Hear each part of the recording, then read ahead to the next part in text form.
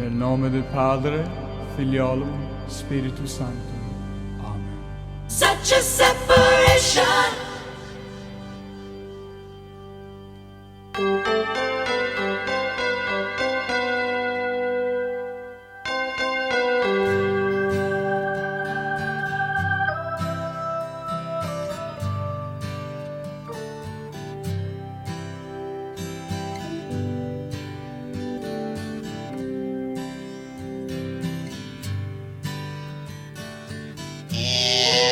Right now I'm speaking, but we're going to have a lot of speakers today because this is a special service for us, a special gathering for us. We like to do these on the holidays.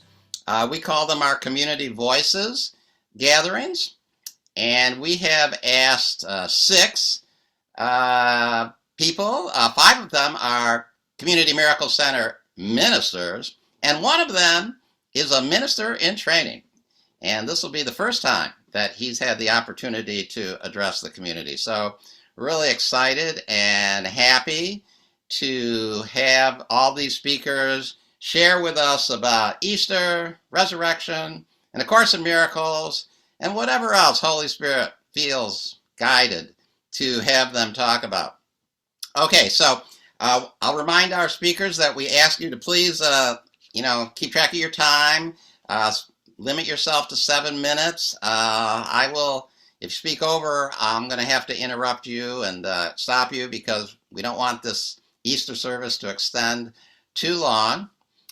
But I'm really blessed and happy that all of you stepped up to the plate and decided to do this and share your Easter thoughts and your Course in Miracles with us. Okay, so the first speaker we're going to have today is Reverend Paula Karp. Before she comes up, I want to say that Reverend Paula teaches 2 Course in Miracles CMC classes. She teaches A Course of Love class on Wednesday mornings, and she teaches an open drop-in class that reads the text called Global Miracle Workers, I believe. So if you're interested in either of Reverend Paula's classes, please email us and we'll give you more information about that. Also, Reverend Paula's a religious science practitioner and a counselor. And if you're looking for an A Course in Miracles counselor or religious science practitioner to have a session with, I would definitely recommend Reverend Paula. Okay, so Reverend Paula, you can take it away. Oh, hold on. I've got to make it possible for you to unmute yourself, don't I? Okay, you should be able to unmute yourself now. Okay, now it worked. All right, fantastic. Oh, hello, everybody. Good day, good people. Happy Easter, Passover, happy springtime. And it's just a beautiful day.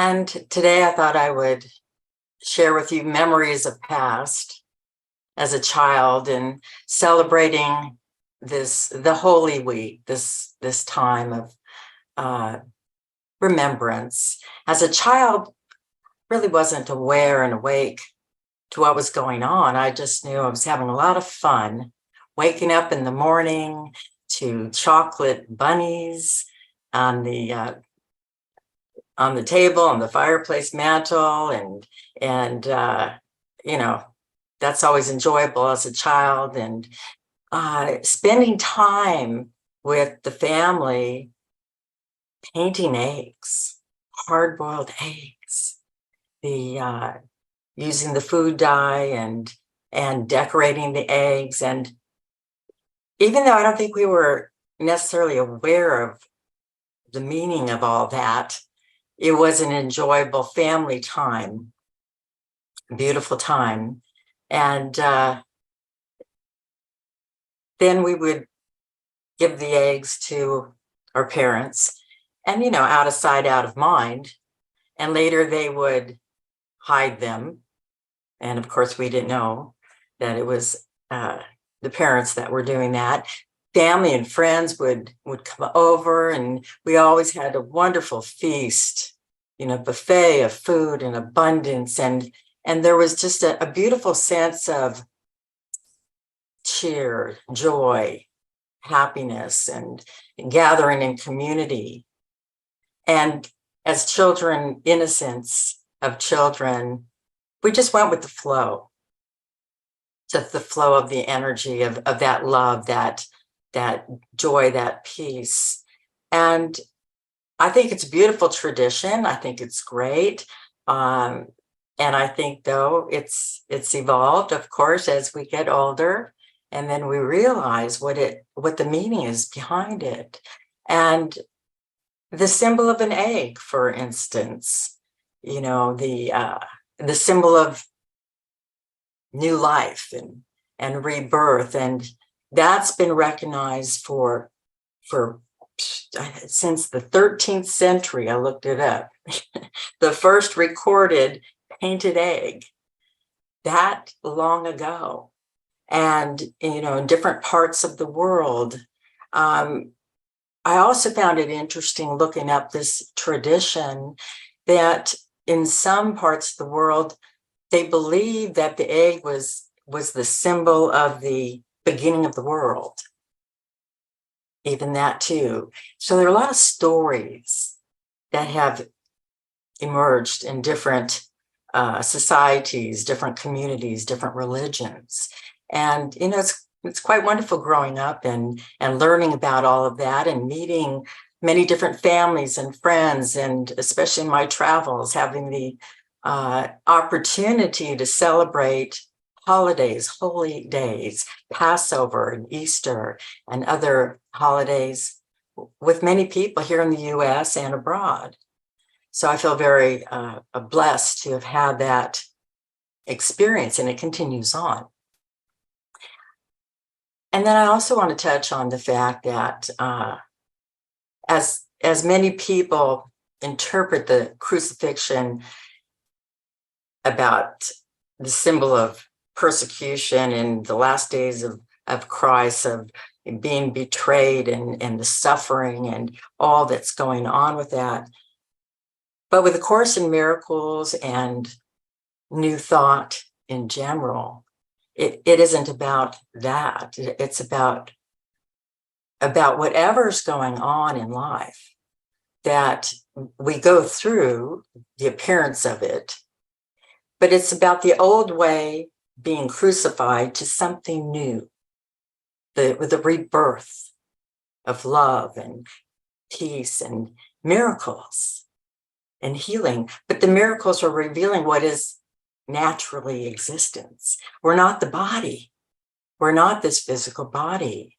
And these are all examples of and stories of that we get to learn from during our awakening to the truth of who we are. So I love all of it. And I love the groups that we share in A Course of Love and A Course in Miracles, and gatherings, be it in churches or in homes, or you don't need to go to a church per se to recognize the truth of who we are and our oneness with God. And it's not about this physical world, but it's beyond that. It's interesting to reflect on some of the Course in Miracles principles and practices. And one that's so important is forgiveness. As we recognize that there might be something that we're not happy with in life, to go to that place of recognition and forgiveness, and then letting it go, releasing it, and allowing the truth to come through loud and clear. There is no sin, never has been any such thing. We're sinless. And that comes through loud and clear in the Course in many areas. In workbook part 2.1, forgiveness recognizes what you thought your brothers did to you has not occurred. It does not pardon sins and make them real. It sees there was no sin. And in that view, are all your sins forgiven? They don't exist. Life is a beautiful thing. Remember, always come from love in your sharing. If you walk the talk, if you walk the principles, all that is shared through A Course in Miracles, A Course of Love, and Science of Mind, whatever new thought is your following, is your practice, is your life, live it. And that living of it is sharing it with the world. One heart to all hearts. So I love being part of this community, this world, this experience, in body, not in body, connected with all of you. Sending you much love today and always. Amen. Thank you, Reverend Paula. Okay. Oop. That's the timer. That's my alarm. Okay. I love your backdrop there, Reverend Paula. Goody. Sometimes I have a lily here, an Easter lily. I didn't have one this year, but the Easter lily showed up with you, so thank you. Okay. Oh. Zoom keeps changing how the technology works, and I can't quite keep up with it sometimes.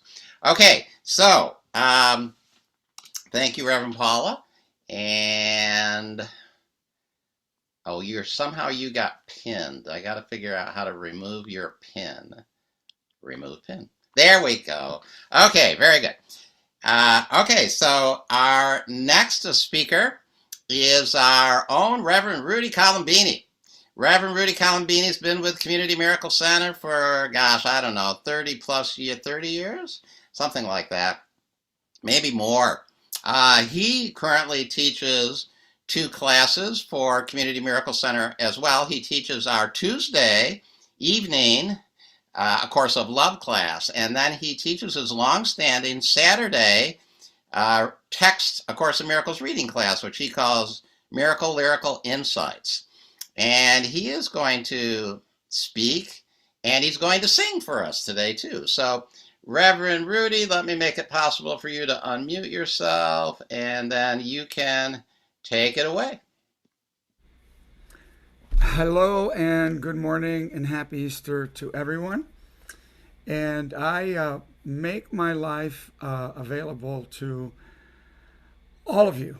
And I keep coming back week after week, month after month. I don't think there's ever been an interval where I have not been at the Community Miracle Center. So I've been guided just the last year or so to bring out this big conversation that's been going on in my mind pretty much my whole life. And I was brought to realize death at a very young age. And both of my parents raised me for, as a youth, they were both very sick and dying. And I was kind of stuck, I felt, in that situation. And it's always a thought that is very memorable. So it's affected me, and it still affects me today. Although it does give me the impetus to be able to focus on like what is of real importance. And I think, in the miracle community, we sidestep death. Yeah, we're going to be able to challenge all our beliefs. We can challenge everything, of course, as the Course says. Although I don't see many people looking at death as something that is redeemable and curable. It's almost as if the words that say that it is are erased in our mind. So we just drop it. We just kind of like let it be.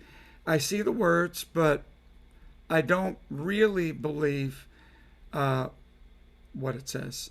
So I'm just going to say nip all your lacks in the bud. Nip it in the bud. You're not lacking air. You're lacking faith. You're not lacking money.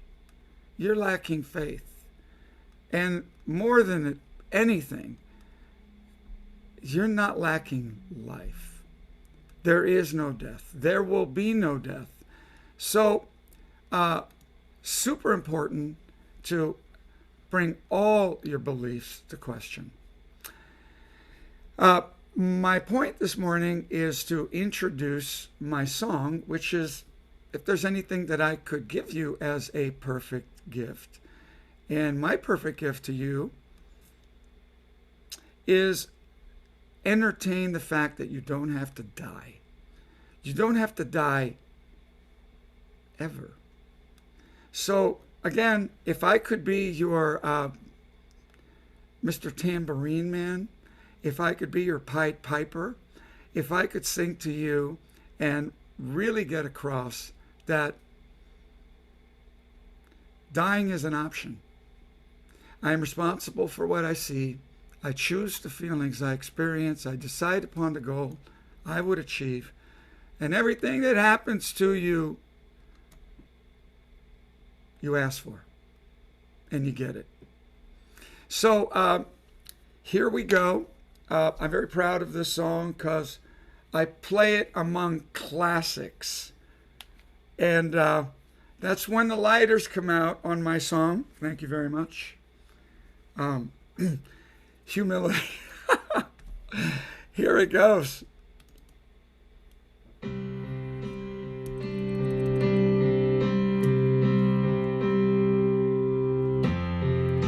I just want to give to you the perfect gift today. Alright, I just want to give to you the perfect gift today. Come on, I just want to give to you the gift of life today. Just want to give to you. And I love you all. Yeah, you know it's true. And I love this world. I share my heart with you. I just want to give to you the perfect gift today. Come on,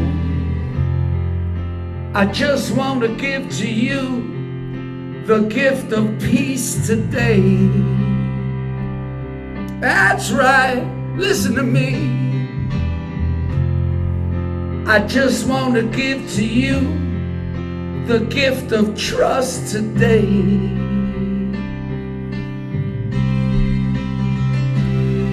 And I love this world. Yeah, you know it's true. And I love you all. I share my heart with you. Yeah, I just want to give to you the perfect gift today. This is my brother Robert Berry on the solo.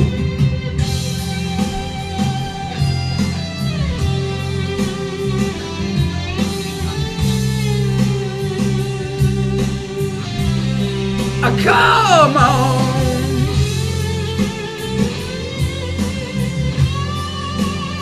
that's right.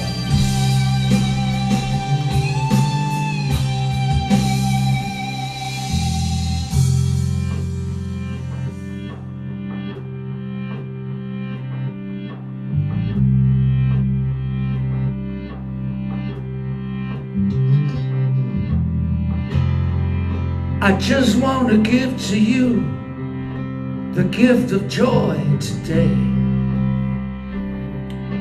Come on, come on. I just want to give to you the gift of truth today. Hit me! Yeah! and I love you all. Yeah, you know it's true. I love this world. I share my heart with you. Yes, sir. I just want to give to you the perfect gift today. Oh, yeah. Brother, oh, yeah. Sister, come on. Yeah, mother, come on. Yeah, father,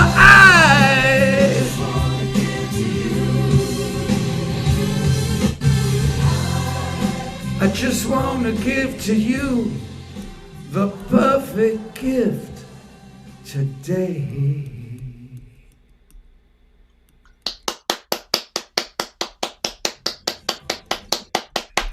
Thank you. Very nice, Reverend Rudy. Okay.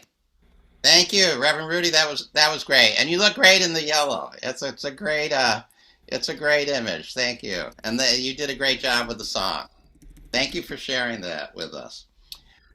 Okay, so the next speaker that we have today is our Reverend Elaine, and Reverend Elaine is on the East Coast. Reverend Elaine teaches our Course in Miracles 1 class, which is, the first step in our ministry program. And she teaches that on Wednesday morning, early. Well, it's early here if you're on the West Coast, 8 o'clock Wednesday morning. If you're on the East Coast like she is, it's 11 o'clock. But that class is also possible for people to take who live in Europe, because it then becomes in like the afternoon, later afternoon in Europe. And she just got a new student who lives in the United Kingdom. So that's just really terrific. So I want to call up here Reverend Elaine. Let me make sure I unmute her. Hold on just a moment. Okay, Reverend Elaine, you should be able to take it away.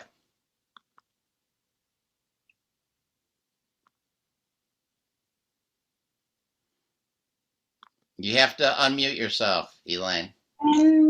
Unmute. Well, thank you, Reverend Tony, for inviting the group to speak. It's always exciting to hear fresh voices and where people have come from and how they've grown over the years that I've known them, and it's such joy.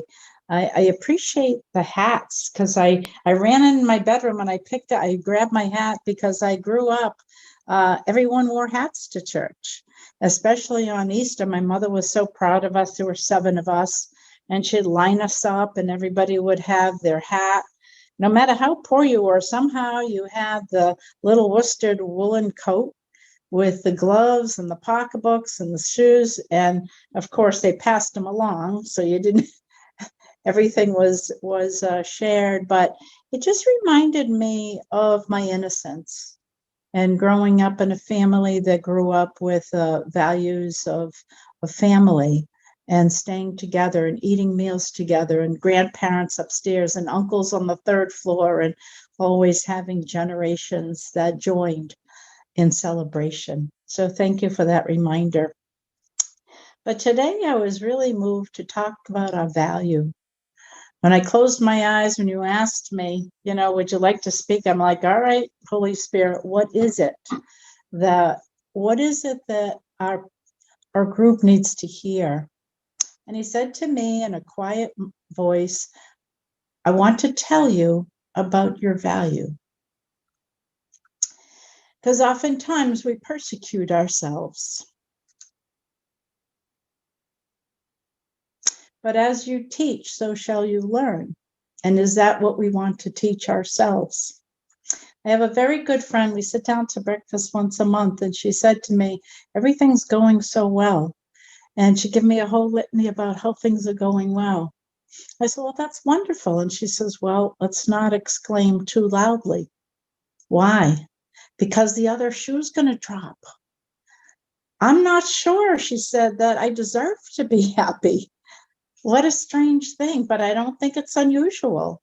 to be concerned about being too happy, being too joyful, being too much at peace. But isn't that our inheritance?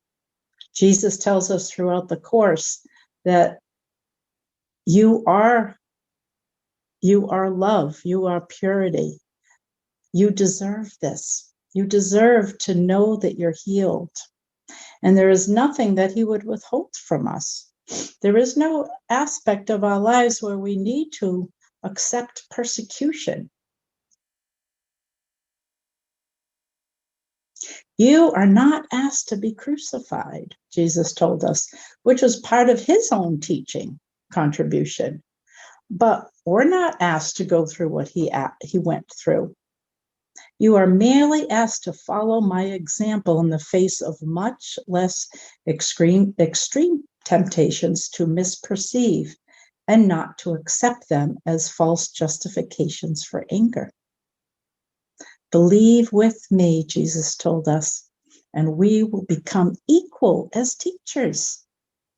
That is quite the bar to hold for his children, for our holy companions. So my other question to God was, what is the resurrection about? Is it about raising people from the dead, rolling over the stone? What is the resurrection about? And throughout the course, the resurrection is about awakening, about reawakening. Jesus was the model for rebirth. But rebirth itself is merely the dawning on your mind of what is already in it.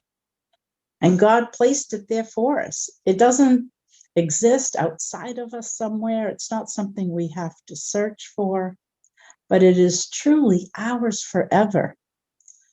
So, my brothers and sisters, today on this holy Easter day, simply turn inward and believe it. Believe it is true about you. The holy kingdom of God is you.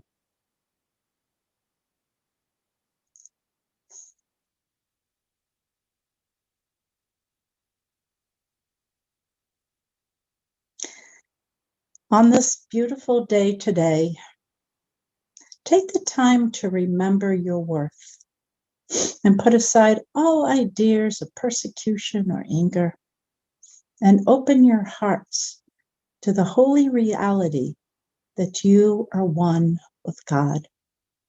Nothing has changed in your existence and in your reality, only in your mind. Thank you for gathering today with open hearts and knowing the truth about who you are. May this resurrection day be truly an awakening as to who you really are, whole, innocent, and forgiven. Amen. Okay. Thank you, Reverend Elaine. I want to mention that Reverend Elaine is also standing by at the end of the gathering as our prayer minister this week. So we have prayer ministers at the end of every Sunday gathering. So if you would like 10 minutes with a prayer minister, please make your desire known. You can put it in the chat. And then make sure you stay at the end of the gathering. I create a breakout room for you and Reverend Elaine to have 10 minutes together with, and you can chat a bit, and then Reverend Elaine will lead a healing prayer. So please avail yourself of that. And consider Reverend Elaine's classes, the Course in Miracles 1 class, or her class, and consider becoming a minister with Community Miracle Center. It's a great organization, and it's a great thing to do. Okay, let us move on. So it's now time for our next speaker. Our next speaker is Reverend Deb Kanja. Reverend Deb was my co-host at the virtual conference that we did in 2021. That was quite an accomplishment. And also, many of you maybe know Reverend Deb because she's a frequent author for our e-zine, Miracles Weekly. So she writes often. for Miracles Weekly, and I'm very grateful for that. So let me make it possible for her to, oh, she is already unmuted. Okay, so Reverend Deb, you can take it away anytime. Thank you. Hi, welcome everybody. Good morning, good afternoon, good evening, wherever you are. I wanted to start my talk today with a story, and it's an Easter story. So this pastor was giving a children's sermon, and it's really important in a children's sermon that you have to ask questions because that keeps the kids involved. And so he asked the children if they knew what the resurrection was. And so this little boy raised his hand and he called on the little boy. And the little boy said, well, I know that if you have a resurrection lasting more than 4 hours, you should call a doctor. And that's what I want to talk about. Oh, no, I see. No, not that. What I want to talk about is whether or not a resurrection lasting more than 4 hours is one of the goals of the course. And I submit it is not. Now, to find out what the goals of the course are, it's good to listen to, well, what exactly does the course say? Because, it's important as course students that we know where the course is trying to take us.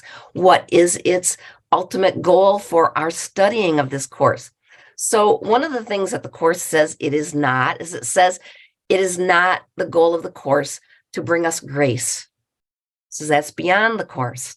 It also says it's not the goal of the course to bring us knowledge. That too is not one of its goals. And I think it's probably safe to say that it's not one of the goals to help us in our individual curriculum. And the reason I say that is because the course says that the goal of the individual curriculum, regardless of your teacher, is to know thyself. So if the goal of every curriculum is to know thyself, regardless of the teacher, then I don't think that's the specific goal of this particular teaching method. So then, well, what is the goal of the course for us? And I think we find a clue in lesson 69. And in lesson 69, and it kind of ties into today's lesson, it says, learning salvation is our only goal.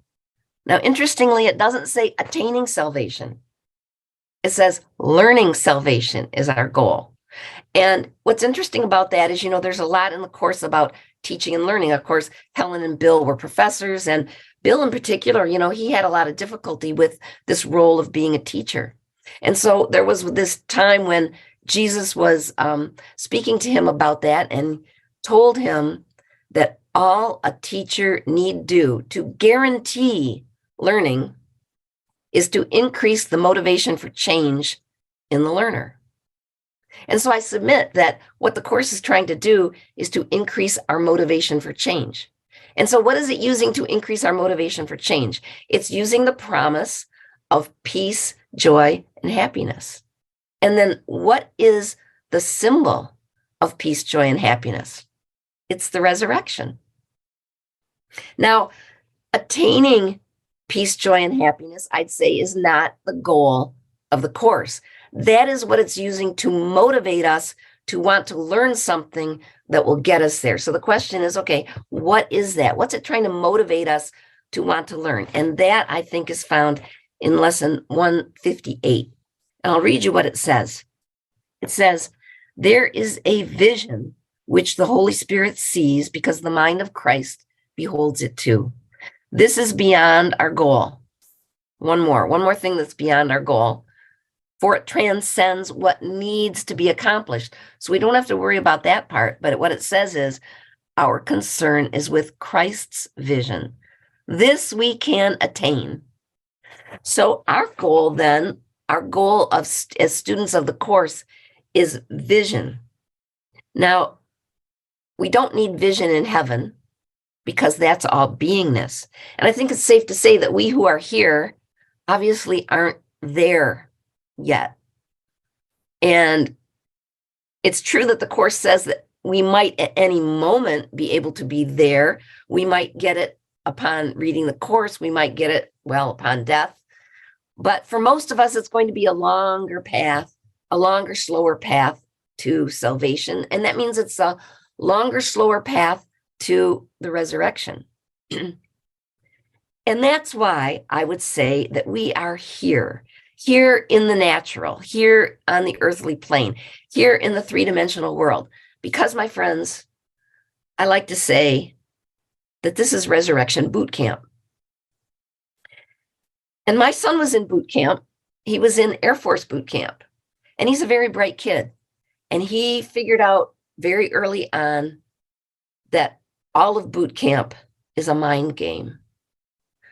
The drill sergeants yelling in your face, the menial tasks that they make you do, the really difficult emotional and physical things, and they were very difficult, that they put you through, is all just a mind game. And so it is here with Resurrection Boot Camp. All of the problems of this world that upset us, all of the things that seem unfair, all of the things that seem unjust, that really, really upset us, they're actually exactly as they should be. And the reason for that is that if you remember, ideas leave not their source.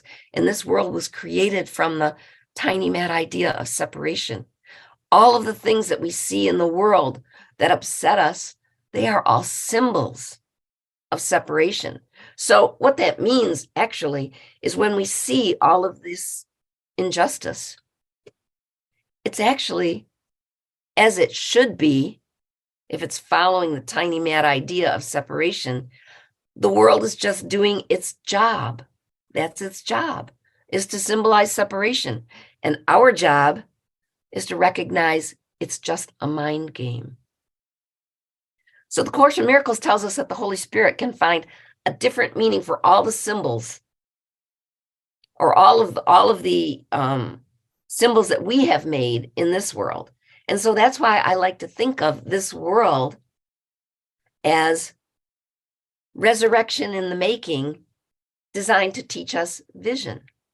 And our only job here is to change our mind about what it is we see. Now, the Course also tells us that even when we get there with our body's eyes, we will still see thorns. But with Christ's vision, we won't see thorns. We won't see strangers, and we won't see obstacles to peace. So in lesson 164, we're all out of time. So let me leave you with two things. One, a thought, welcome to boot camp. And the second, a prayer that we go out and we change our minds as only we can do. And together we will change the world. Thank you, Reverend Deb. you. That was great. Okay. Hold on here. Okay. There we go. Thank you, Reverend Deb. That was lovely. Okay. So we're moving on here. And so our next speaker today is Reverend Gwen. And always nice to have Reverend Gwen here. And she's got a little special treat prepared for us today, but I'll let her give an introduction to that. So Reverend Gwen, let me make sure that you can unmute yourself. Hold on. Okay, you should be able to unmute yourself. Muted. And take it away. Okay. Jesus did not die. He demonstrated an important miracle of which we are all afraid at some point in our lives until we start getting this message. He didn't die on the cross. He had the ability to bilocate, that is, to project his superconscious mind in a skill that he had been training for his whole life. He maintained an energy cord connection to that body while expanding his consciousness way beyond the body to any location off the planet, on the planet, any space-time reality, past, present, or future. His body, fortunately, was reclaimed by his uncle before the Romans could destroy it. His family helped to clean the body and hide the body while he was resting inside and moving his consciousness back into the body for a time when he could be visible before he actually ascended to the ultimate source. And there's lots of books about this and the life of the Essenes where he learned these trainings. But bilocation is why he is able to channel information to us today and be seen by so many different people simultaneously. When I heard about this, I said, this is a skill that I really want to learn. how to be more than just this body, have my consciousness be beyond it. I had been having life experiences like that, but no context in which to place it. So I felt weird, like I'm going schizophrenic or something. But the first principle in A Course in Miracles says there is no order of difficulty in miracles. One is not harder or bigger than another. They're all the same. They're ultimate expressions of maximal love. And in the manual for teachers, it says that healing is accomplished by instantly releasing the sufferer to see that there's no longer any value in pain. This requires a shift in perception, it explains.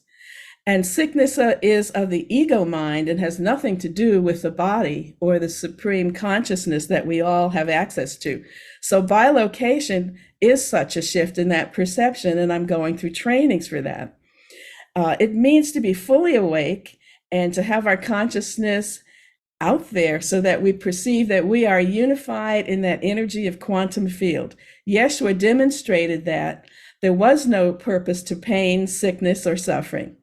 And that includes any of the attacks that we're experiencing or the illusions of attacks that we experience today because of diversity issues, equity issues, and inclusion that threaten the underlying dream of freedom and unity that was the founding of this country. And until we individually and collectively experience this phenomena that we're more than this body, the forms of torture, bodily torture, will continue culturally and worldwide. But change is possible and it is necessary for all of us. There is no second coming of Christ. We are the Christ consciousness. We have the same abilities that he had, and that was the point of the resurrection. And so, since we are the change, our function is to raise our vibrations as high as we can. And I'm going to be singing a song that I call Soul Warriors. It's actually a take on a theme, This Is Me, from Hugh Jackman's movie. So take it away, Reverend Tiny. Okay. And this should. So we are Soul Warriors.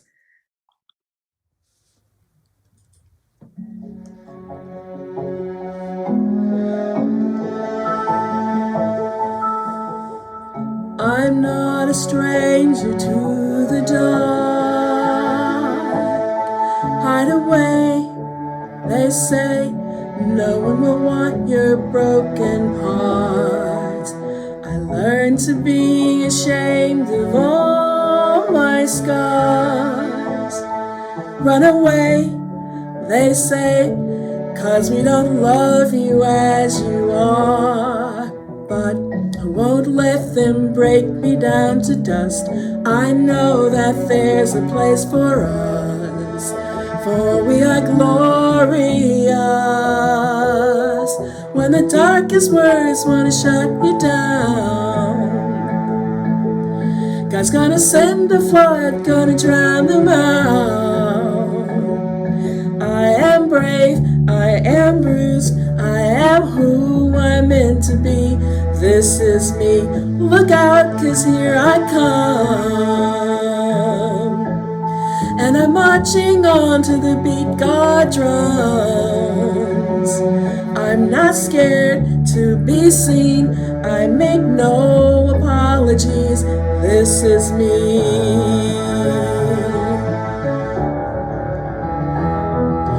Another round of bullets hits our skin. Well, fire away, 'cause today we don't let the shame sink in. We are bursting through the barricades and reaching for the sun. Soul warriors, yes, that's what we become. We won't let them break us down to dust. We know that there's a place for us. Oh, we are glorious. When the sharpest words want to cut you down, God's gonna send a flood, gonna drown them out. We are brave, we are bruised, we are who we're meant to be. This is me. This is me.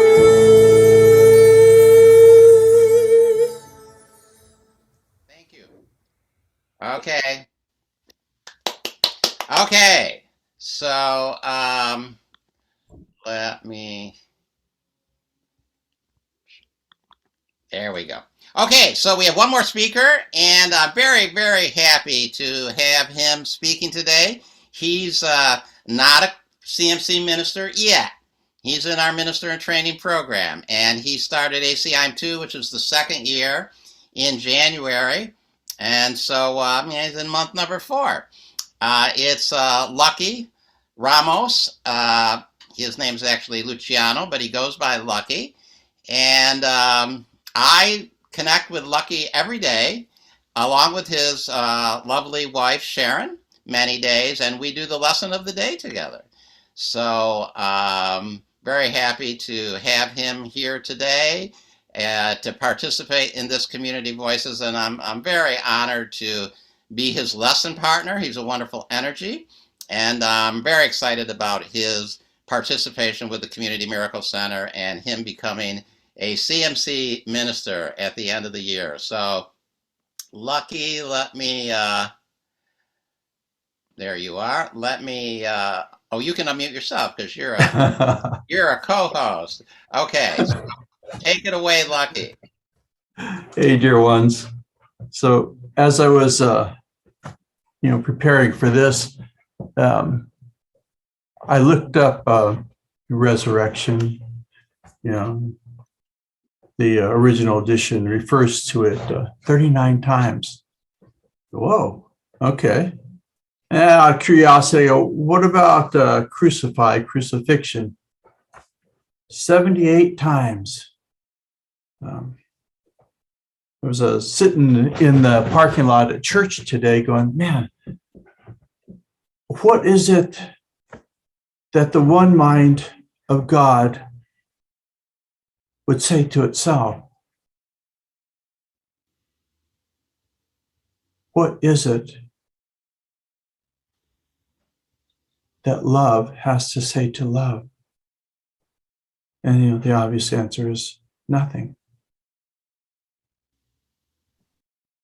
I can't say anything that love doesn't know. I can't share anything that the one mind of God doesn't totally embrace and hold right now. And so I prepared all this stuff. Tony took my opening, and various other teachers also have taken pieces of what I had planned. Ego Mind had planned to share with what? With ego? And it was remarkable because I'm sitting in the parking lot of church. I always go an hour early, pray just for the heck of it.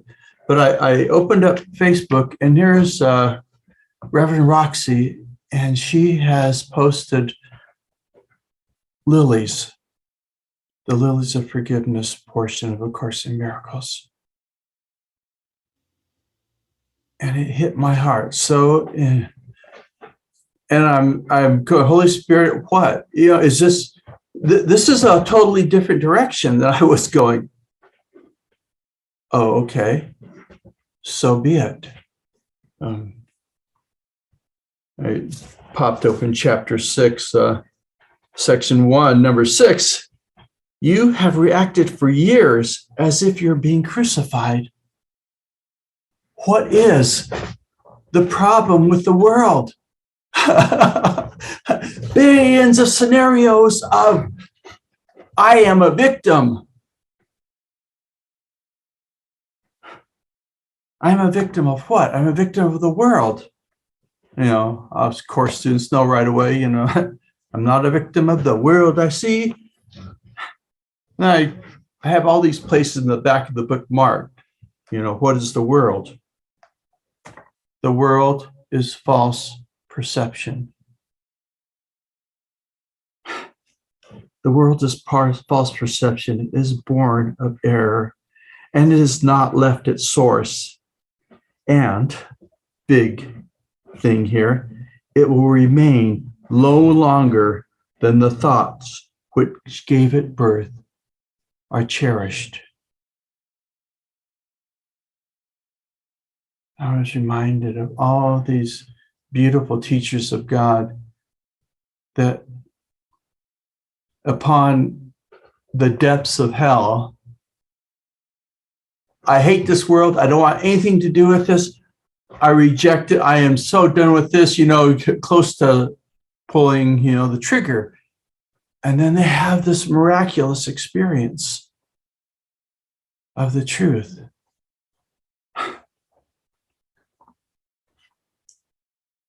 Then their life is forever changed. I started looking at other things. Roxy's post shot me right away to, well, what is the body? What is this thing that can be threatened by a narrative? What is this thing that can be attacked? So just before the start of lesson 261, it says, what is the body? The body is a fence the Son of God imagined he built to separate parts of himself from other parts. And Roxy's post, she highlighted, let me pull it up here, all the ways we adorn and glorify this bag of rotting flesh. That's all it is. It's not me. I'm so blown away by the miraculous ability of the Course to cut through all the BS. If I'm holding anger, it's because I'm believing a lie. If I'm sick, it's because I believed a lie. If I am joy in peace and radiating that love to everybody, it's because I've stopped believing all the noise that goes on up here. And I'm sitting only in the truth.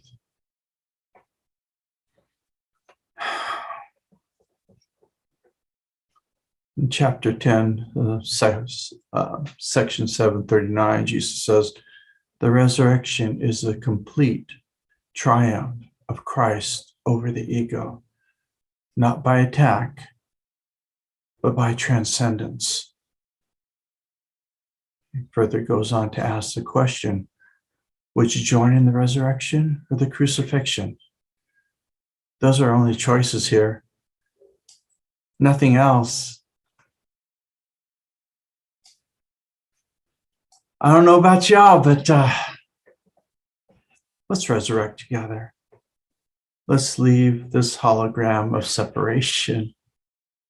Let's join the one mind that we share, the truth of what we are, always and forever, and it can never be altered. Anyway, thank you all. God bless us.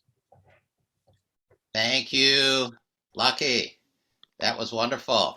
I also want to mention that Lucky leads two groups that are under the CMC umbrella. He leads a workbook support group every Tuesday at 5 p.m. And he also leads a text group and a more of a open discussion group every Wednesday at 4 p.m. And if you're interested in Lucky's groups, please make it known, because you need a special link to join his groups that he will send you. So he would love to have you. Those are long-standing groups as well. Okay, so let's all just give all our speakers a round of applause. That was terrific. I just loved all of you. So Reverend Paula, Reverend Rudy, Reverend Elaine, Reverend Deb, Reverend Gwen, and Lucky, thank you so much for sharing Easter with us. And it was just lovely. I'm going to watch it again. Nel nome del Padre, Figliolo, Spirito Santo. Amen. Such a separation.